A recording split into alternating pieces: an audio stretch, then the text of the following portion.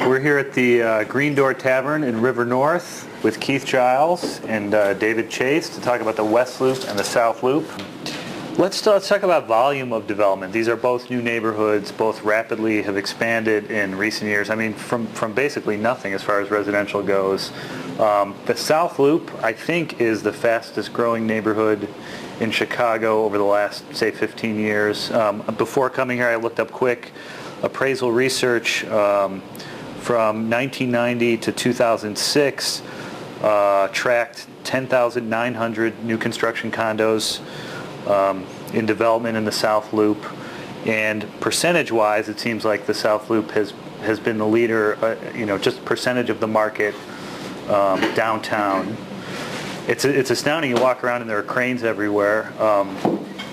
Is that a plus in this market? Is that possibly something to be concerned about? Address the fact that the South Loop has so much development going on right now. Well, I think you have to go back in history and look at not Mayor Daley, but Mayor Daley's father, who identified the South Loop as an area where long-term he wanted to see major density.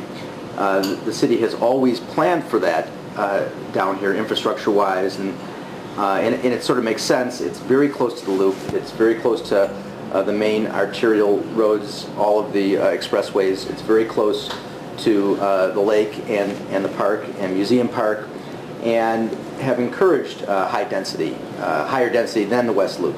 I believe that there's a 9-story kind of maximum looked at in the West Loop. So yeah, there's always concerns and always issues that come with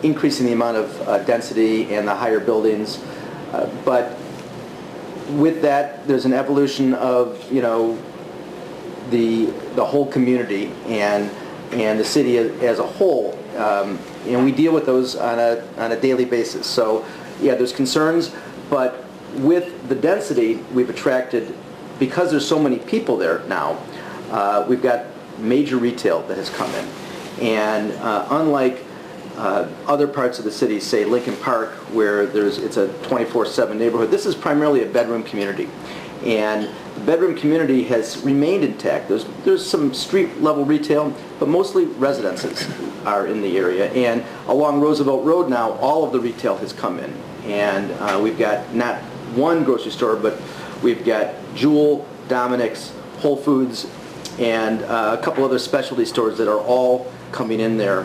We've got a Target, we've got some major retail along Roosevelt that's planned for the next few years, and that can only be supported by major amounts of density. So from a planning perspective, I think it's been a huge success. One reason it took a while to come was the initial development in the South Loop was pretty low density, lots of townhouses. Dearborn Park 2, early Central Station stuff was all low-rise, low density. Correct? Well, that's correct, and it was followed by loft conversions. There was a decent stock of loft buildings. We did 3 or 4 of them, 5 of them down in the area, and now those buildings don't make any sense because of the way zoning has gone and the demand. Those buildings are now being demolished and high-rises built on those sites. Mm-hmm. So the greater density, the greater development is an advantage from your perspective for a buyer looking at the neighborhood. Yes. Right. David, I mean, the West Loop also has had tons of development. Probably, I don't know, maybe River North is right there as far as over the last 15 years, but in terms of new units, but not quite as much as the South Loop. Speak to that as far as resales go. The amount of product coming out, this market we're in. If you're comparing the two neighborhoods, what's your take? Well, I think first of all, when you look at the boundaries of both neighborhoods, the West Loop is significantly smaller than the South Loop as we know it and is defined by Keith. It's more of a boutique neighborhood. I believe that the city's planning initiatives are indicative of that. As Keith mentioned, there is a implied height restriction within the core of the West Loop, although along Halsted and as well as along Van Buren, there are taller buildings such as our 740 Fulton. Of course, Skybridge is, I think, 225 feet, but it stands alone as almost an icon. Compared to Central Station in the South Loop, you have high-rise after high-rise after high-rise after high-rise. It's, again, different strokes for different folks. West Loop is equally well as located as South Loop. Both have close proximity to downtown in terms of pedestrian traffic. I think West Loop, maybe a little bit closer to the core downtown. Accessibility to the freeways, accessibility to the new shopping on Roosevelt. I live in the West Loop, and we used to go to Whole Foods up at North Avenue, and you do the Ogden to 94, and you're there in 7-8 minutes. Well, quite frankly, we'll never do that again. It's so much easier to come down Jefferson or Des Plaines and access the West Loop from the north. So that retail development that's occurring in the South Loop is also supporting the West Loop and downtown. And so, the two neighborhoods are really starting to connect in an interesting way.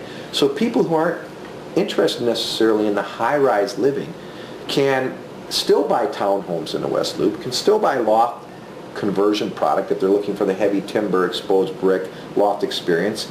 Buy single families, for instance, over on historic Jackson Boulevard and other locations where single families being designed and developed.